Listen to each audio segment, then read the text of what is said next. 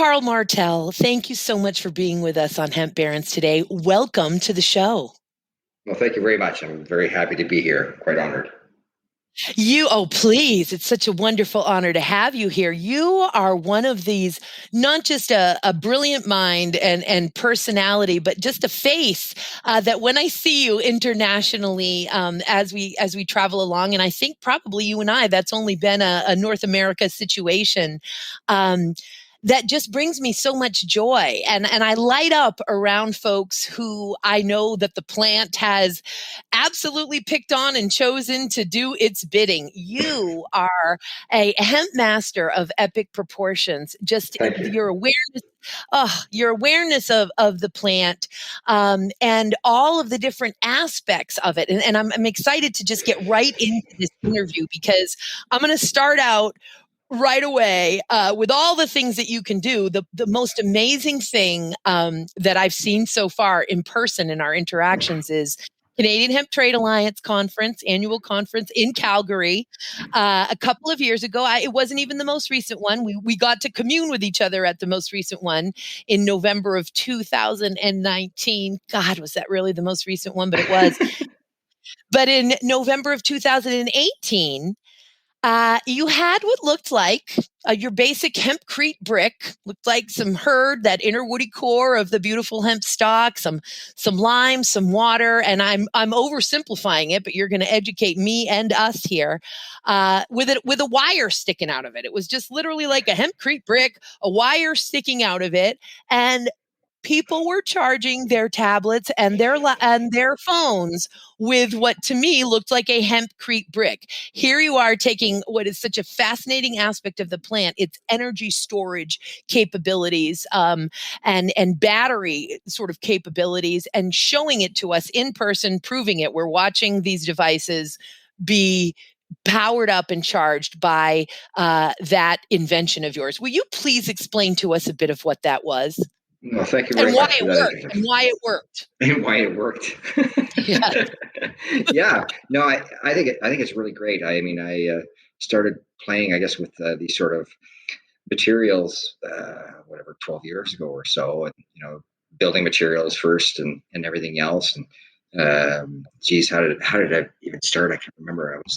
I was mixing. Actually, how I came about it was I took some lime, which is one of the main ingredients in hempcrete, as people will know. And then I combined that with a carbon, basically a carbonized material. So, because I was trying to think to myself, okay, can I improve upon the hempcrete idea, or can I make it, flow a little bit better, or other things? And so I made one day, and then I set it aside. And for some reason, I came back to it, and I took my voltmeter and touched it. I said, "Oh, well, this is kind of interesting. I got a voltage on here." It was reading 1.2, I think, or something like that, 1.02, and which isn't a whole lot. And at the time, too, it didn't really have that much in the way of milliamps or anything like that. But it got me to thinking, and that's where I started rolling with the idea. I said, "Oh, wow, could I store energy in hempcrete?"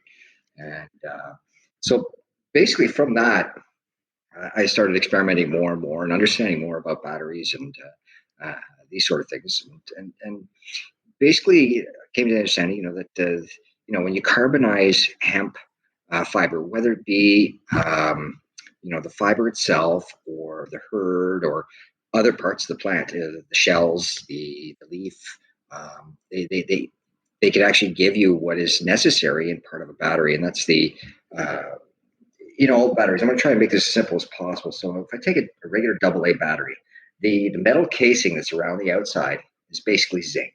Okay, and that's going to be your negative. And then right in the middle, there's actually a carbon rod, but it's actually made from graphite. So we mine that from the ground. And then you have a paste that surrounds basically this carbon rod and touches basically the metal. And then you get that reaction. And then that's your regular AA or AAA battery or D-cell battery. They're all made basically the same way. And yeah, started working with that, and I came to that understanding. I said, okay, so there's carbon that we can get from the plant. Now, back in 2012, David Mitlin, so he actually did some experiments out in Calgary. He is now somewhere down in the States. I imagine, I think it was He's either in Potsdam or maybe out in California. I can't remember. He's continuing to do that some of that work as well. I think he's doing these little CR 2045 batteries, or the ones that go the little cell batteries, Um, and so he did some experiments on the fiber itself, so the bast fiber. Okay, so that long fiber, and he, found some this kind of a graphitized graphene type like material, and created small supercapacitors with them, and came up with was able to measure capacitance and came up to about 140, and then in 2016. I think it was a paper I read by, and Waysun was another one. He took basically the herd, and he carbonized that, basically following the same principles as David Mittler did, using a process called HTC, which is hydrothermal carbonization. So basically, you take your plant matter. So I'm going to make this fairly simple, right? So you're taking your plant matter, it goes into basically water, right? And then this in a stainless steel container, and it's closed, and this is what they call an autoclave. So it doesn't matter. We just call it a stainless steel container. They close it up and then put it in the heat. And you cook it at 200 degrees Celsius for so many hours, and you have to add in a little bit of some acid into that water, so kind of catalyst actions happen and stuff like this, and makes the pores bigger and stuff like that. So it works on the material, and then eventually turns it into carbon. It's kind of a graphitized carbon, and that material can then be used to create your supercapacitor, the carbon that's necessary in a supercapacitor. And you can be creating, these dual carbon supercapacitors, or you can have a carbon in another kind of material, copper or zinc or brass, any number of things that you can experiment with that you can actually do to have some kind of these potentials that are kind of going on. And so, that then led me as well. I was doing some work, and I was actually playing with the rice husks, not the rice husk, I should say, the husk of hemp shell. So people The can hull. kind of envision, the hull. So that's the outside shell of the hemp hearts that we eat, and that's usually a waste stream. It's a byproduct of that process. So I took that and I started carbonizing that material. Did the same thing too with the leaves and the other parts of the plant to kind of experiment there as well, and see that. And this too all led to me really looking into, like, is it just hemp or can it be other things? And so I started looking into other plant materials like bagasse, for example. Right, so bagasse is the waste product from sugarcane. So it's like sugarcane fiber after the juice has been pressed out of it. You get the sugar juice, and you have this stuff called bagasse. So it's just sugarcane waste. And you take that, and doing research and everything else, and some of my own experiments, and discovered, wow, this stuff is even twice as good as the hemp. You're getting like 300 farads a gram in the measurements. It was like, wow, that's pretty cool, and so on and so forth. So looking at more. Like, I'm really focused on hemp. Okay, I work in the hemp industry. I have been for the last 12 years.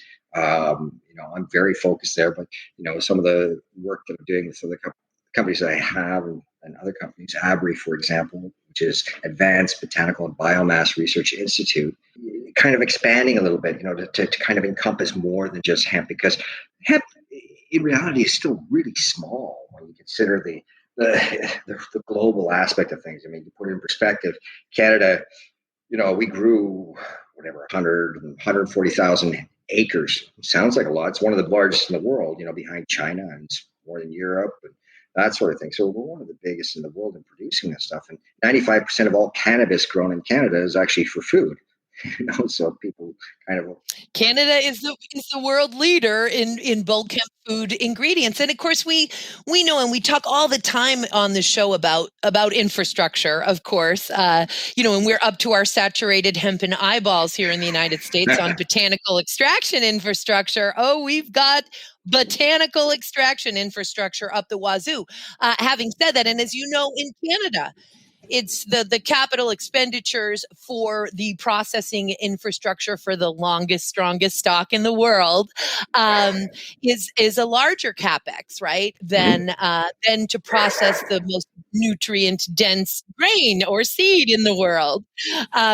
So indeed, we're nowhere near acreage to be able to feed all of the industries that we know that we can feed. We will get there with infrastructure, right? But In time, one day. yes, one day we will get there. And I didn't mean to interrupt you. Just wanted to get the listeners knowing just sort of that same reality, that same conundrum, or that same challenge slash simply the status of where we're at with the reemergence of the hemp industries. Is this putting one foot in front of the other and making sure we're not asking farmers to grow a crop for which we don't have infrastructure, and while begging the entrepreneurs to invest in infrastructure and waiting 5 years for their ROI so the crop can come up. But anyway, Right. continue. Yeah, so I mean, the industry is growing, and it's growing exponentially. I mean, things are changing very rapidly. I mean, just look in the last 10 years, or even just the last 2 years. I mean, Canada is now allowing, the recreational use of cannabis, and that's a big change from where it was, 20 years ago. And things are getting better all the time in this industry, and not just Canada. I mean, you look at the United States and you look worldwide. How many jurisdictions are actually changing their stance in regards to this? It's just changed at the UN. They've unscheduled cannabis as a narcotic, so on and so forth. I mean, there's a lot of change happening, and these are all catalysts to help, you know, propel this plant that, when we think, 150, 200 years ago, cannabis was the largest agriculturally traded crop in the world. I mean, that was it, more than corn, more than anything else. I mean, the British Empire couldn't have existed without hemp We or couldn't. cannabis. No, The United States couldn't have exactly, existed. exactly. It's just tremendous. And when you say, when we think about it, 100 feet, I think about it all the darn time. It's all I think about, and it's the same thing with you, right? Yeah, And we often discuss on the show, the not necessarily just, we don't necessarily delve into all various conspiracy theories, but obviously we went through a better living through chemistry, part of our human evolution here on the planet. It was unavoidable. um, and we've learned some valuable lessons. And so, hemp, you can come right on back. yeah. I wanted to ask you a couple quick questions just on some of the things that you had mentioned there, and one is, I guess and it's so fascinating, to learn about, because when you learn about how batteries work and it's broken down for you, you're like, yeah, okay, it's actually more simple than I thought. It's these components put together and it creates this reaction, and that's how it gives a charge. Yeah. It's pretty incredible stuff, how simple it can be, and here you nearly, well, you're an inventor and an intellectual and a mad scientist. So I won't say you stumbled upon the hempcrete battery that you were walking around Calgary with that week, but it's pretty amazing stuff. I wanted to ask you, when you discuss graphene, you discuss carbonized material.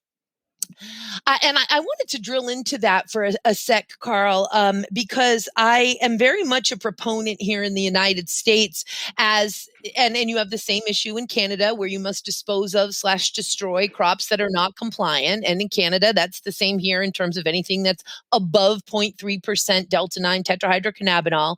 And I want pyrolysis to become, and at the U.S. Hemp Authority, the U.S. Hemp Roundtable this year, we have certainly added that to our legislative agenda for potential technical amendments to the Farm Bill. But to allow pyrolysis to be a compliant way to dispose of hot hemp, except that the materials produced therefrom may enter the stream of commerce. And when we talk about graphene and carbonized material, do you see hemp as being a source, to the extent, of course, we need to get the acres up, but hemp as being its own source of graphene and carbonized material, because it is such a great resource for those things, or no? Absolutely. I think it's actually the best way of actually disposing of it, because, listen, I'm a big proponent of carbonized plant matter. I mean, I'll give you a couple of reasons why. I mean, we're talking right now, governments are talking right now right, of basically carbon sequestration. Well, guess what? I mean, carbon is when you carbonize plant matter, right? It's probably one of your greatest ways of solving this, carbon sequestration. Look, you take the plant off the field. Let's look at a couple examples. I put it into hempcrete. Hempcrete then builds your wall. That wall will last for decades, maybe a century. Okay. If you take it off the field and turn it into clothing, again, you're going to get maybe 5 to 10 years out of that fiber, and then it's going to break back down. The food, you take it off, you eat it. Well, it does its own thing. If you take this plant matter and you carbonize it, well, the really cool thing about this is we already have archaeological evidence to support this. I mean, they have earths that they've dug out of the ground out in the Amazon, same in Australia, and they're called terra preta or black earths, right? Yes. These black earths, right, are the carbons that were left after, they burned the material and they put it in the ground and helped to actually grow these early farms. Now, they dated these carbons, back 8,000 years. Well, that's serious carbon sequestration. We're not talking about, planting a tree, letting it grow 80 years, like some of them have actually talked about. We're talking about 8,000, not 80, 8,000 years. It's a great way of doing it. And the thing is, once you have this carbon, right, you can then create these panels. I was talking about bagasse earlier. One of the things that really got me going on this was because down in Australia, okay, they don't have a whole lot of hemp, but they have where I was, they have a whole lot of sugarcane. People are looking at building houses out of hempcrete. They're bringing the hemp in from, who knows where. So I've heard some of them coming in from England and stuff like that. It's like, well, there goes the carbon credits right out the window to build a house. Okay. And I said, you guys, you could be using the sugarcane bagasse to build your houses. The same thing as a hempcrete. I was calling it canecrete. And I was trying to explain to people. I said, look, instead of taking your bagasse, and this is what they do actually down there to generate electricity, and all over the world, anywhere where you have sugarcane, they'll take the sugarcane and they burn it, and what they do is combust it, right? So they just take it, put a match to it, and poof, release all that energy from it. And as opposed to putting it into a controlled atmosphere where then you can actually create this essentially charcoal, right? But that charcoal, now I try to get people to think about this for a second. So I'm just going to use kind of a number, and I'm just going to say, okay, say you took 1 kilo of this material, okay, and you combust it, and you get 1,000 kilojoules of energy, right? So I'm just using a number just to keep things simple. So you get 1,000 kilojoules of energy. Now, if you take the same plant, that same kilo, but you carbonize it and you turn it into this panel, okay? Now, this panel is, is carbon. We know it can remain stable for thousands of years. And now I know that if I put it, an electrolyte and put another piece of carbon beside it, I can actually create a supercapacitor, or, I can create a kind of a battery. Now I'm saying, okay, say you have the solar panels. And the solar panels, they need to store that energy. Otherwise, you have to use it right away. All right, so we have these 2 carbon panels and we have solar. And now carbon we know lasts forever. Now we can, and I should mention that supercapacitors have a theoretical charge cycle of basically a million. Okay, I don't think anybody's hit that yet, but that's the theoretical. And to put that in perspective again, if you look at a car battery is something like 500 charge cycles. All right, so you got a car battery at 500, you got the supercapacitor at potentially a million, we got this carbon that can last a really long time. Now, going back to that point where I'm making combusting 1,000 kilojoules of energy. Now we have this carbon, create this battery. You have solar panels that charge, and then the battery discharge, charge, discharge, charge, discharge, and for a million times. How much more energy are you now getting out of that carbon versus just releasing it and combusting it and then releasing all that carbon dioxide back into the atmosphere? So you tell me. I mean, I have never been able to calculate the number. It's just this huge, funny number up in the space, that's going to be, but it's huge. I mean, it's going to be more than 1,000 kilojoules of energy. I mean, you're using the sun to charge up this carbon, and it releases that energy, and it comes back again, back and forth for the next 100 years. Well, it's a no-brainer to say, yeah, that's going to last a really long time. I'm going to get a lot more energy out of it. We're That's what. talking about completely transforming Yeah, and eliminating our need as technology advances, obviously, to use these systems and forms of energy, our reliance on fossil fuels, period. exactly. And one of the reasons why I made it as a brick, right? Because when I was first doing some of this experimenting, and when I was creating little things about the size of a stamp, and then going, wow, I could put like 250 milliamps onto this little thing, and then got me to thinking about surface area, because I talk about surface area inside the battery, and I said, what about outside the battery? And it comes back to the hempcrete and able to store it. And put it as a brick. And I said, well, okay, if this brick is 4.5 volts, and the one that you saw, Joy, was about 4.5 volts, because I designed it that way so it could actually charge a tablet or a phone, because it's the same as lithium, right? So 4.5 Right. volts and about 4 or 5 amps. Now I said, start, if this is a wall of bricks on the outside of a building, start counting all those bricks. And okay, how many volts, how many amps could you store on the outside of that building? That's surface area. So you could have huge surface areas, right? That basically you just charge and it holds your energy, and we go. We're using surface area to our advantage now. It's not just a wall. It's a wall that stores energy. There's It's a another function charging to it. wall, for Yeah, heaven's sake, a charging wall. exactly. It's Your it's tiny using homes exactly.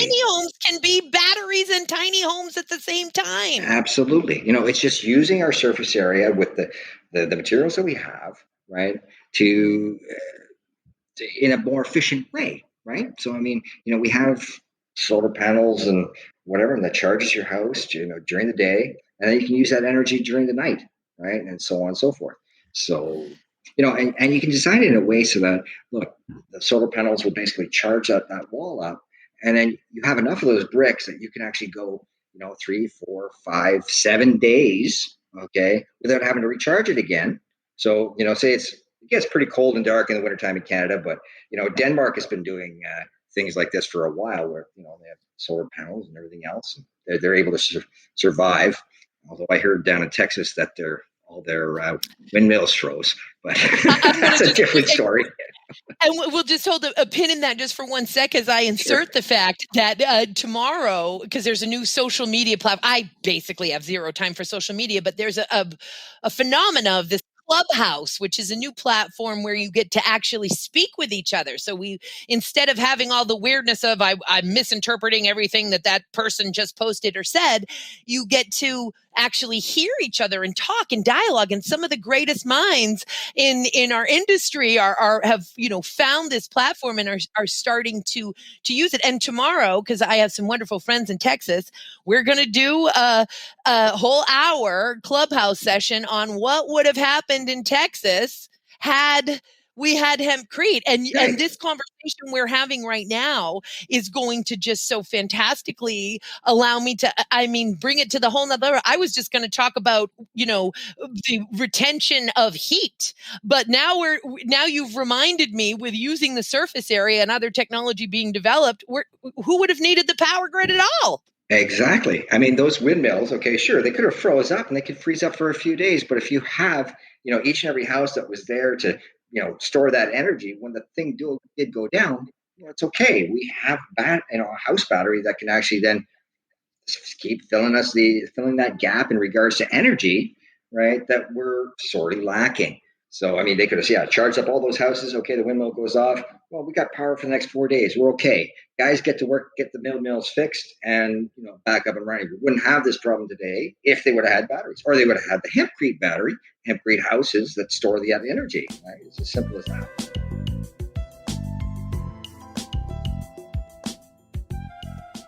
And in fact, thermal energy, in terms of, and really that point of it alone, I thought was definitely worth the Clubhouse. And that is, as you well know, due to the thermal capacity and fantastic way that reconciles with the thermal conductivity. I mean, it is just the most awesome, construction infill or wall insulation material you'd ever want to have. It is. It's an incredible building material.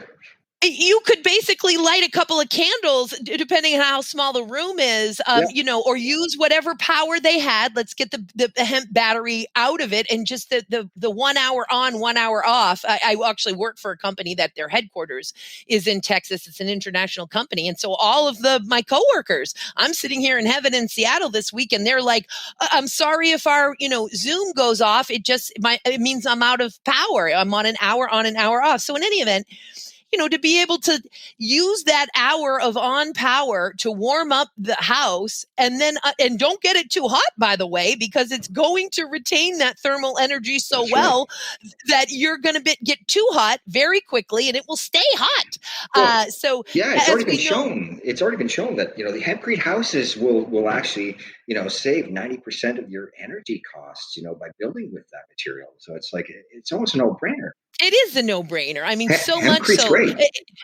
That 12 to 18-inch thick wall, depending Hmm. on how close you are to a pole or an equator, right, with good windows, is going to give you, speaking on average, an interior ambient temperature of about 60 degrees Fahrenheit year round without a heating or a cooling system. Exactly.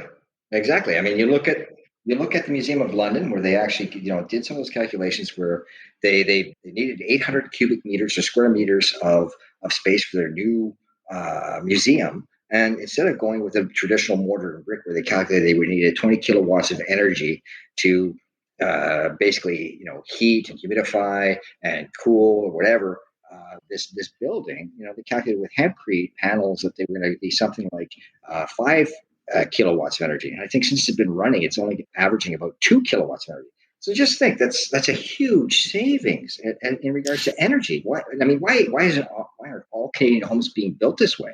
It makes you kind of wonder. It makes you wonder, and I love it. Now we're telling you, for everyone, for the first time, though, despite the fact that we keep talking about Calgary, Carl lives in Canada, so he's wondering about the Canadian homes, and Whereas we're gonna mine is get to it. 20. Yes, and the other thing that I just want to mention, I basically want to piggyback off everything you say, and I just cannot wait to see you again, so we can spend 4 or 5 hours together, and I can get it all out and just listen to you and have a session. Um, but the other thing about the Museum of London, brother, why on top of the energy, it was about humidity regulation, That's right. hygroscopicity, and That's the right. fact that they have, and they're even, as you well know, creating mini hempcrete storage facilities within the In the museum, That's right. because they are the ideal environment for incredibly valuable documents and artifacts, because of hempcrete's unique ability to regulate humidity and vapor. Exactly. Well, look at the Adnan's Brewery. From the last time I read anything about that, Adnan's was basically, they've been able to maintain 13 degrees Celsius at 50% humidity all year round with no energy. So, I mean, that's incredible. It is incredible, and oh my God! See, yeah, now I have to say it again because you had to mention Adnams, and one of the many, and we've only scratched the surface, right, with the Yeah. incredible things that they've discovered. But one that is particularly interesting, that they did not even expect. It was just an unexpected, unanticipated benefit, is a quantifiable reduction in employee sick leave. So Uh-huh. whatever their building was prior to that, I mean, and it's possible it had sick building syndrome and there was something wrong with the building. But one thing they noticed for sure, once they were finished with this just tremendous undertaking and transformation, this shining example of a brewery. Your Uh, walls essentially turn into the lungs of the building, because yes, it's a breathable wall. Any kind of mold or bacteria that gets trapped in that wall, because of there's a lime surface, an alkaline surface, so that it basically nullifies and kills these things off. So you get this beautiful clean air. Basically, it's been filtered through that. It's not like your walls are literally wind passing through them or anything else. It's just that they're breathable, right? it's a living, breathing wall Exactly. system. It's a living, breathing wall system, and of course, on top of that, mold, rot, fire, and pest resistance Yeah. that hempcrete offers. Of course, as we just discussing here, it also is offering you optimal indoor air quality, particularly if you would do a lime rendering. And the other piece to that, and it just dovetails with our earlier conversation here on carbon sink. I mean, between the hemp and the fact that the lime is wanting to become calcium Calcium carbonate carbonate again. again. That's right. Starts as calcium carbonate and goes back to calcium carbonate. I love that chemistry. I mean, it's incredible. You know, you got CaCO3, add a little bit of heat to it. Okay, you drive off the CO2, but then, you know, and so now you're left with CaO, calcium oxide. And then over time, it takes back that carbon dioxide, you know, and it goes back to being rock again. So it's like, that's really cool. That lime, and it fossilizes. So, Yeah, so your hemp home is only going to get stronger. I mean, yes, exactly. it requires timber or steel framing, although we're seeing some other cool types of framing. But yes, it is non-structural, except that it basically becomes monolithic eventually. Eventually, that's right. Absolutely. So it's a really cool material. Like it's just gonna, yeah, it just gets stronger over time. So much so. And two other quick things before we move on in our remaining time to talk a little bit more about you. You're so wonderful. You would talk about batteries for this whole thing, but your Oh yeah. carl-martel is so, it is an explosion beyond batteries. I wanted to also, you had mentioned, of course, sugar cane, and certainly having to deal with a carbon footprint of moving materials across the great oceans here. And you may have met Stephen Clark. Have you ever met Stephen Clark of Mexico, of Having Yeah, Grown? of course I have. Yeah, I've met him a couple times. So yeah, he's great. Cocoa Creek. He's wonderful. And just as you know, he's going to use what's local and available where he's Yep. at. And so he loves cocoa creats. And you I'll said cane always creat. yeah, I'll always promote local. You know, it's like, you know, we get this agricultural waste that we have at our disposal. It's like it's going to be cheap, easy use, and you know, hey, if it's available, use it. You know, it's If a it's great way of available, using use it. it.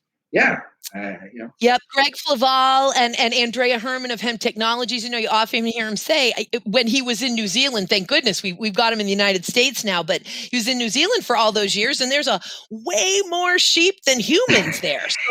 So no, guys, we'll be using wool to insulate. You know, the ceiling. I hate to disappoint yeah. you, recent graduate from insert green school here, who you know wants all hemp, everything, and geothermal, even when there's no geothermal source. No, we're going to use what's local. So Yeah. interesting stuff. Now, you, of course, sit on multiple advisory boards and are just serve as a consultant and advisor to so many companies between American Harvest and Blue Sky Ventures and many others. And you're also involved in a really fascinating to me company, Ivona, in Paraguay. Tell us, and I want you to be able to choose whatever it is that you're most excited about. Tell us about it, brother. Well, okay. Yeah, Ivona and Healthy Grains. This group of guys, you know, I was speaking in Uruguay back in, I can't remember when it was, you know, 2019, maybe it was before the whole Corona thing. Great group of guys. They're actually, so Healthy Grains is actually one of the largest producers of chia, you know, in the world. And chia, of course, is one of those great superfoods, right, that Yes. everybody hears about. So they, you know, and they're doing all that and they want to get into this. They heard about hemp and get into the other thing, into this other superfood. And Paraguay had just basically the guys, and the president came out and said with a national decree saying, you know, we're going to make industrial cannabis a national priority and everything else that way. So a lot of really great government support here in regards to this plant and everything else. And I just love that. You know, when a government can, you know, step forward and say, yeah, we're going to give you everything you need. You know, we're taking the red tape off, helping you guys out as best we can, you know, so you can get this stuff and going. They want to grow 50,000 hectares in this country.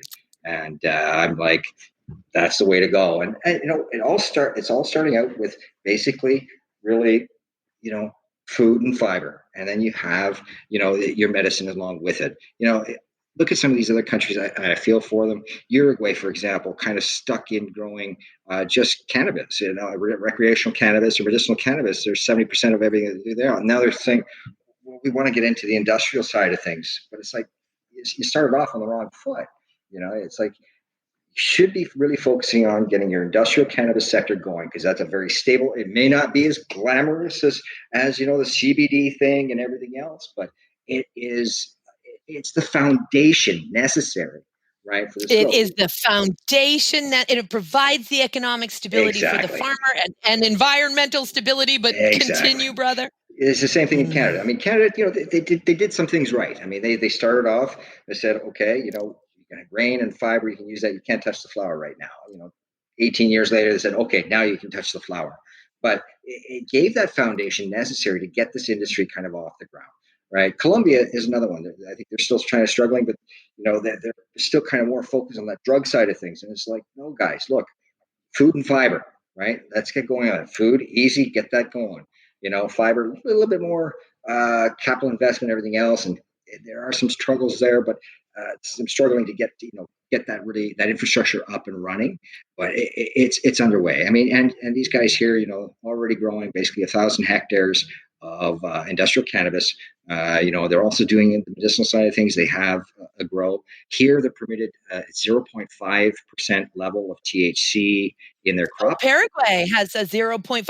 And everybody, Carl, while he lives in Canada, he's visiting us today from Paraguay. So they can go up to 0.5 Delta 9 there. And I think eventually they're going to go to that 1%, like a lot of other countries, like Switzerland, Colombia, Australia, South Africa, I think, a few others that have actually going that direction. It only makes sense. I mean, 0.3 for a long time has always been an arbitrary number. And I think governments and scientists are recognizing that 0.3 is a bit ludicrous. We can be responsible with 1%. I think the Europeans might take a little bit longer to recognize that, but they're gonna get there eventually too. They've gone from 0.2 to 0.3, so moving in the right direction. I think the United States too. They're going to go up to 0.5 very quickly. And as you may know, and really, I think ideally, it's international leaders were wanting to sort of get together and do it as a real coalition effort, as opposed to the one-offs, because international trade obviously is so important here as well. And so we